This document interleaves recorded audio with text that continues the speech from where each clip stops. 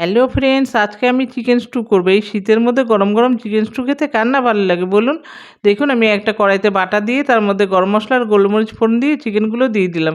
চিকেনগুলো একটু ভাজা ভাজা হলে উঠিয়ে রেখে তার মধ্যে আবারও একটু বাটা দিয়ে রসুন কুচি আর পেঁয়াজ কুচি দিয়ে দিলাম। পেঁয়াজ রসুনটা একটু ভাজা ভাজা করে নিয়ে তার মধ্যে আমি চিকেনটা ঢেলে দেবো। চিকেনটা দিয়ে আবার একটু নেড়ে চেড়ে এবার সমস্ত সবজিগুলো দিয়ে দেবো। আলু, পেঁপে, বিনস, গাজর, পেঁয়াজ দিয়ে একটু নাড়াচাড়া করে নেব। তারপরে একটু গোলমরিচ গুঁড়ো দেব আর একটু আদার পেস্ট, স্বাদ মতো লবণ